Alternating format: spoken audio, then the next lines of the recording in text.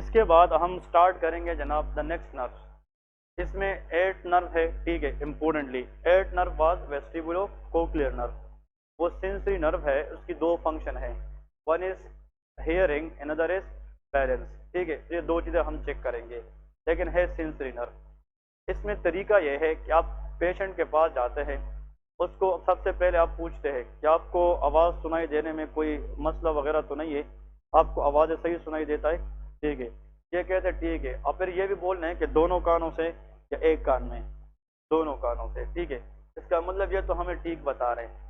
फिर आप ऐसा करें कि पेशेंट के पास जाए और आपने इस हाथ इस तरह पेशेंट के पास जाएंगे राइट साइड, और ये आगे देखेगा आगे, ठीक है, इस तरह।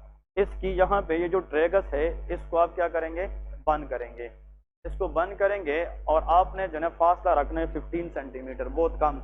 और इसको बहुत स्लोली बोलना है कि जो मैं बोलूंगा आपने बोलना है। देखिए मैं उसको बताता हूँ। ये कहते हैं 80, इसका मतलब मैं उसको स्लो बोलता हूँ, वो भी बंद है लेकिन वो 80 गेन कर रहा है, इसका मतलब ये एरो ठीक है। फिर इसको 60 सेंटीमीटर थोड़ा सा इधर आते हैं, उसको कहते हैं 80 80, तो ये बता सकता है। ये इसका मतलब इसकी इस ईयर की हेयरिंग क्या है, वो ठीक है। फिर ऐसा करते हैं, इसकी साइड पे आते हैं और सेम इसको बंद कर देते हैं, ठीक है। इसको बंद करते हैं, आपने तेज बोलना है, ठीक है। हाँ हाँ, इसका मतलब ये ठीक है। ये हेयरिंग हम चेक करते हैं। आपने हेयरिंग चेक कर ली, ठीक है। इसको कहते हैं ग्रॉस हेयरिंग, मतलब ग्रॉस चीज हमने हेयरिंग चेक की है। फिर मैं नेक्स्ट आने वाले कुछ लेक्चर्स के अंदर ट्यूनिंग फोर्क लेके आऊंगा। इसमें हम ट्यूनिंग फोर्क टेस्ट करते हैं। एक होते रेनी टेस्ट और एक होते वेबर टेस्ट। ये नाम सुने कि नहीं? हम रेनी टेस्ट करते हैं, वेबर टेस्ट करते हैं। ट्यूनिंग फोर्क की दो फ्रॉन्ग्स होती है, ब्लेड, ठीक है, और एक हैंडल होता है। अगर ये ट्यूनिंग फोर्क है फॉर एग्जांपल, इसकी दो फ्रॉन्ग्स होती है इस तरह और एक हैंडल होता है। आप इसको किसी हार्ड एरिया पे इसकी फ्रॉन्ग को जो है ना इस तरह हिट करें और इसका जो हैंडल है इसकी मास्टार्ड बोन पे रखें। कहाँ पे? मास्टार्ड। और उसको आप बताएंगे कि जब आपको आवाज सुनाई देना बंद करे तो बताना है। ये फिर एक वक्त के बाद कहेगा कि अब मुझे आवाज सुनाई नहीं दे रहा। फिर ट्यूनिंग फोर्क को दोबारा, फिर कुछ लोग गलत ये करते हैं, वो यहाँ से जब ट्यूनिंग फोर्क को रिमूव करते फिर हिट करते, ये गलत है। एक दफा हिट किया ना आपने, वो वाइब्रेट करेगा ना, वो आवाज जो क्रिएट करेगा। तो आपने यहाँ पे रखा है, फिर ये कहेगा कि स्टॉप। स्टॉप मीन कि मुझे अभी आवाज सुनाई नहीं दे रहा है। सेम ट्यूनिंग फोर्क को उसी कान के, उसकी जो फ्रॉन्ग्स है, अब हैंडल नहीं, उसकी जो फ्रॉन्ग्स है, ब्लेड्स है, उसको ईयर के साथ इस तरह टच नहीं करना, साथ लगाना है। और ये कहेगा कि अब मुझे आवाज फिर से सुनाई दे रहे। यहाँ से हम जो चेक करते हैं that is called bone conduction. इसको क्या कहते हैं? Bone conduction. और ये ईयर कंडक्शन है। फिर इसको बताएंगे कि कौन सी आवाज आपको ज्यादा तेज सुनाई दे रहा था, वो कहेगा ईयर कंडक्शन वाला, क्योंकि sound waves can travel in the air faster than bone. तो नॉर्मली रेनी टेस्ट के अंदर air conduction should be greater than bone conduction. अगर इसको यहाँ पे आवाज ज्यादा सुनाई दे रहा था और यहाँ पे नहीं दे रहा है, इसका मतलब कि इसकी आप पाथवे में, ईयर वेव्स की पाथवे में कहीं पे क्या है, ऑब्स्ट्रक्शन है। फॉरेन बॉडी हो सकती है कि नहीं, इम्पैक्टेड वैक्स हो सकता है कि नहीं, ओटाइटस एक्सटर्न हो सकता है, ये कंडक्टिव हियरिंग लॉस हो सकता है, ठीक है ना। ये हम रेनी टेस्ट की थ्योरी अलग पढ़ेंगे, लेकिन रेनी टेस्ट में हम ट्यूनिंग फोर्क की हैंडल मास्टरॉइड बोन पे रखते हैं। फिर जब उसको आवाज सुनाई देना बंद करे तो उसकी जो फ्रॉन्ग्स है, उसकी जो जाज है, वो फिर हम किसके साथ लगाते हैं? शाबाश, ईयर के साथ लगाते हैं। और उसको फिर पूछते हैं कि आपको कुछ चीज आवाज सुनाई दे रहे कि नहीं दे रहे। बात समझ गए? This is Rinne test. इसके बाद सेम ट्यूनिंग फोर्क को फिर से क्या करते हैं? हिट करते हैं, इसकी फ्रंग्स को हिट करते हैं ताकि वो वाइब्रेट करे। इसको हिट करते हैं और इसकी बिल्कुल मिडल ऑफ दी, आगे देखे, मिडल ऑफ दी फोरहेड पे रखते हैं, हैंड मतलब जो हैंडल, इसको कहते हैं लेटरलाइजेशन ऑफ द साउंड। इसको यहाँ पे रख के इसकी जो आवाज सुनाई देने की कैपेबिलिटी है दोनों कानों में एक जैसी होगी, सिमिलर जो है ना इसमें जाएगी। That is called Weber test. इसका कहते हैं वेबर। अगर एक में उसको ज्यादा वाइब्रेशन जा रही, एक में कम जा रही है, उस साइड का क्या होगा? मसला होगा। क्लियर है? तो रेनी टेस्ट और वेबर टेस्ट ये हम ट्यूनिंग फोर्क टेस्ट से करते हैं। लेकिन इसकी इंटरप्रिटेशन क्या है उसकी थ्योरी भी मैं पढ़ाऊंगा और किसी दिन ये ट्यूनिंग फोर्क लाकर आप लोग प्रैक्टिकल समझाऊंगा भी। लेकिन वेस्टिबुलो कोक्लियर नर्व के अंदर एक तो हम 15 सेंटीमीटर इस तरह पास रख के उसको आहिस्ता बोलते, फिर 60 सेंटीमीटर, फिर दोनों, इसको ग्रास हेयरिंग कहते हैं। फिर ट्यूनिंग फोर्क से हम हेयरिंग कैपेबिलिटी मालूम करते हैं। तो ट्यूनिंग फोर्क में कितने टेस्ट करते हैं? 2, रेनी टेस्ट एंड वेबर टेस्ट। बात समझ गए? ओके, अब पेशेंट को बताए, आप खड़े हो जाए, पेशेंट को बताया कि खड़े हो जाए, सुन ले, ये खड़ा होगा और इसको कहे कि सीधा देखे, ये बिल्कुल सीधा देखेगा। इसको हम कहे कि अपनी आंखें बंद करें, कि आंखें बंद करेगा, इसको हम इस तरह सपोर्ट देंगे, आंखें बंद करे, अब इसको कुछ नजर नहीं आता, इसको हम फिर छोड़ेंगे और इसको हम कहेंगे कि मार्च करे, जिस तरह फौजी मार्च करते हैं इधर, इस तरह आप मार्च करें, इस तरह फॉर एग्जाम्पल जिस तरह मार्च होते हैं ना अपनी जगह पे, इस तरह, हाँ हाँ, इस तरह, हाँ, और आंखें बंद होगी। अगर ये मार्च करेगा और इसकी आंखें बंद है, ये ना गिरे, इसका मतलब इसका बैलेंस ठीक है, इसका मतलब वेस्टिबुलर पार्ट ठीक है, दैट इज फॉर बैलेंस। अगर ये उस साइड पे गिर गया, आप लेफ्ट साइड पे गिर गया, इसका लेफ्ट वेस्टिबुलर पार्ट खराब है, राइट साइड पे गिर गया तो राइट वेस्टिबुलर पार्ट खराब है। तो the lesion will be on the side of the patient fall, जिस साइड पे पेशेंट फॉल करेगा उस साइड की क्या होगी? लीजन होगी। ये बात समझ गए कि नहीं? तो इसको हम कड़ा करेंगे, उसको बताएंगे आगे देखे, ठीक है, और फिर अपनी आंखें बंद कर, पहले सपोर्ट दे दे, ठीक है, और इसको बताए कि आपने मार्च स्टार्ट करना है और आंखें नहीं खोलना है। आप इसको एक 2-5-6 सेकंड तक छोड़े और उसको देखे कि ये मूव भी कर रहा है, गिरता भी नहीं है और उसको कुछ दिखता भी नहीं है, तो उसकी प्रोप्रियोसेप्शन और जो बैलेंस है वो क्या है? वो इंटैक्ट है। तो आपका शुक्रिया, बैठ जाइए। तो मैं अपना मुआयना कंप्लीट कर चुका हूँ, आपके तावन का बहुत शुक्रिया। ये बात समझ गए कि नहीं? तो पहले ग्रास हेयरिंग को एक कान को बंद करके दूसरे से बोलते हैं, इनिशियली 15 सेंटीमीटर के पास लेते, कितना? 15, और फिर थोड़ा सा अवे 60 सेंटीमीटर। क्लियर है?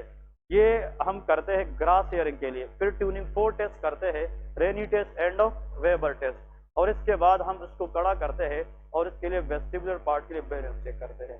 That's it, done. Okay, next आप लोगों ने यहाँ पे कोई टंग डिप्रेसर तो नहीं पढ़ा है इसमें?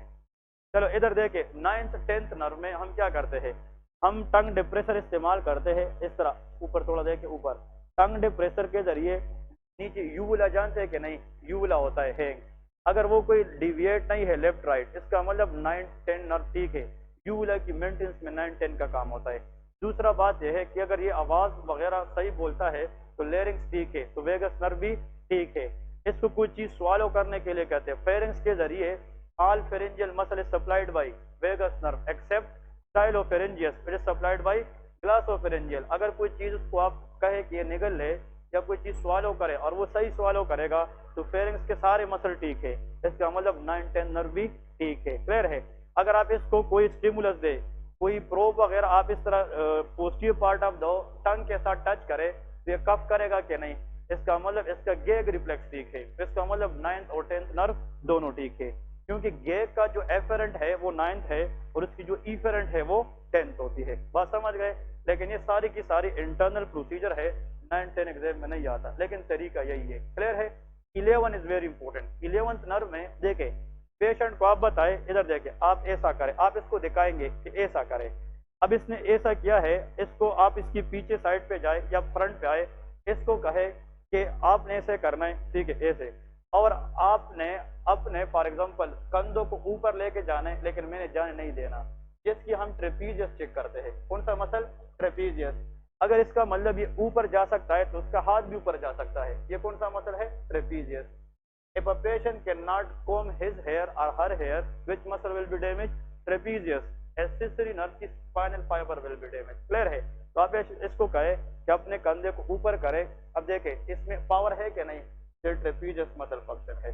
फिर इसको बताएंगे, इधर देखे, एक हाथ सर पे रखे और एक हाथ आप लोग इधर रखे, इसको कहे कि आपने उस लेफ्ट साइड देखना है, ये लेफ्ट साइड देखेगा, मुझे फोर्स लगेगा कि नहीं, स्टर्नोक्लीडोमास्टॉइड मसल को देखते हैं। फिर आप इस तरह करें, इस साइड पे, इसको कहे कि आप दाएं की तरफ देखें, तो हम राइट स्टर्नोक्लीडोमास्टॉइड चेक करते हैं। तो अगर ये टर्न करे और आपकी हाथ को फोर्स लगे, इट्स मीन स्टर्नोक्लीडोमास्टॉइड मसल के अंदर पावर है। क्या है? पावर है। तो इधर देखे, इसको कहे कि अपने कंधे ऊपर करें, तो ये कौन सा मसल है? ट्रेपीजियस। और अगर इसको हम कहे कि मेरे हाथ के खिलाफ आप अपनी सर को उस साइड पे हिलाए, ये कौन सा है? स्टर्नोक्लीडो। और फिर इस साइड को भी देखेंगे, दैट इज आल्सो स्टर्नो। इसमें तो दोनों इससे कि हम एट अ टाइम दोनों को करते हैं ना, trapezius on the left and trapezius on the right, लेकिन यहाँ पे एक साइड की पहले करेंगे और फिर दूसरी साइड की करेंगे। ये जनाब हमारे पास एसेसरी नर्व है। Accessory nerve is a pure motor nerve which only supply to muscles, trapezius and sternocleidomastoid. इसमें कोई सेंसरी काम नहीं है। फिर आप पेशेंट को बताए अपने माउथ ओपन करे और टंग निकाले, टंग निकाले इस अंदर करे, ठीक है, और फिर टंग को साइड पे रोल करे। इसका मतलब इसकी टंग मूवमेंट बिल्कुल ठीक है। टंग मूवमेंट का चेक करना हाइपोग्लोसल नर्व है। ये कौन सी नर्व है? Hypoglossal. All muscles of the tongues are supplied by hypoglossal except palatoglossus is supplied by vagus nerve. Clear है? तो टंग को निकाले, टंग को पीछे ले जाए, उसको बताए इस तरह करे, इस तरह करे। ये सारी की जो टंग की जितनी पॉसिबल मूवमेंट साइड पे रोल करे, इस तरह टंग को साइड पे रोल करना, ये सारे टंग की मसल का काम है। And all muscle 99% muscle is supplied by hypoglossal nerve. ठीक है? तो this what we and about cranial nerve examination. समझ गए कुछ चीजें? इसमें थ्योरी पार्ट भी बहुत इंपॉर्टेंट है और इसकी प्रैक्टिकल पार्ट भी बहुत इंपॉर्टेंट है। एंड होप के 10 नंबर का एग्जामिनेशन एक सेशन जरूर इससे होगा। तो मैं फिर से रिपीट करता हूँ, ऑप्टिक नर्व पे याद रखना है थर्ड, फोर्थ और सिक्स, ये तो कंबाइंडली देखते हैं ना, एच साइन, बहुत आसान। किसी को फिर समझ नहीं आती या किसी से क्लास मिस हुई है, किसी दिन एक दिन में फ्री आप लोग को दूंगा, जो चीजें मिस है वो फिर से कर लूंगा, वो कोई इशू नहीं है। ठीक है? तो second, third, fourth, six, fifth, 7 और 11, इसमें जनाब एक जरूर आता है, फिफ्थ, 7 एंड 11। ठीक है ना? तो देखिए 2 तो अलग करते हैं ना, तो फिर थर्ड, फोर्थ और सिक्स ये इकट्ठा करते। एट साइन कल हमने जो बात की थी, तो थर्ड, फोर्थ, सिक्स इकट्ठा आएगी, या नहीं है तो फिफ्थ आएगी ट्राइजेमिनल। फिफ्थ नहीं होगी तो फेशियल नर्व। फेशियल नर्व कौन सी है? 7। और अगर ये नहीं है तो फिर एसेसरी नर्व। ठीक है? लेकिन आप लोग वेस्टिबुलो कोक्लियर भी ऐड करें, रेनी टेस्ट वगैरह भी इंपॉर्टेंट है। तो 8 और 11 बस ये नर्व आप लोगों ने याद रखने, इनमें से जरूर 10 नंबर का एक्सप्रेशन आता है। ठीक है? कोई क्वेश्चन है इसमें? क्या बात? हाँ,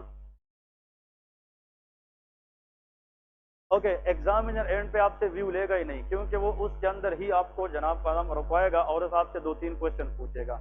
लेकिन आपने बताना है, जिस तरह मैंने today I examine my patient Hamid name was 44 year old for accessory nerve. I assess his motor power regarding trapezius on both side which is full, ठीक है, या 5/5, and sternocleidomastoid and the ability of sternocleidomastoid is also intact. So for me it is a normal SSC nerve examination.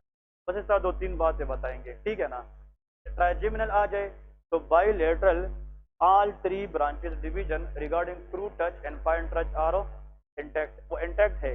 अगर कहीं पे वो उस लोगों ने ड्रामा क्या होता है, एक में कहते मुझे सही तरीके से फील हो नहीं होता, तो आपने बताना है कि according to my examination ophthalmic division, mandibular division is intact, but there is loss of touch sensation, fine touch या crude touch sensation in the maxillary area, which may be a mandibular branch problem, maxillary problem. Clear है? तो आपसे फिर यहाँ पे पूछेगा कि maxillary problem में फोरामिन या किस फोरामिन का इशू हो सकता है, तो फोरामिन रूटेंडम का इशू हो सकता है। इस तरह 2-3 आप लोगों ने फिर चीजें बतानी है। हाँ, और इसके लिए फर्दर इन्वेस्टिगेशन होती नहीं है। ठीक है? लेकिन वो आपसे कहेगा कि बिल्स पाल्सी क्या होता है, एसिमेट्री ऑफ द माउथ।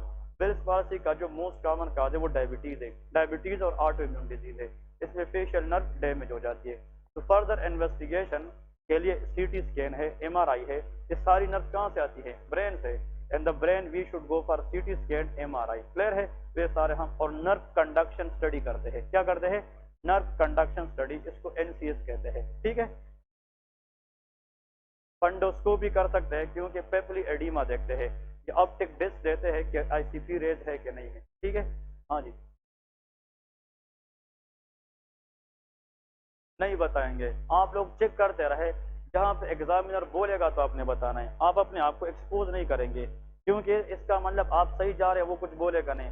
जो आप कर रहे हैं वो आपका बोलना भी है एग्जामिनर को कि आप ठीक कर रहे हैं। क्लियर है? एग्जामिनर बोलेगा कि यहाँ पे आप क्या कर रहे हैं, तो आपने फिर हाईलाइट करना है।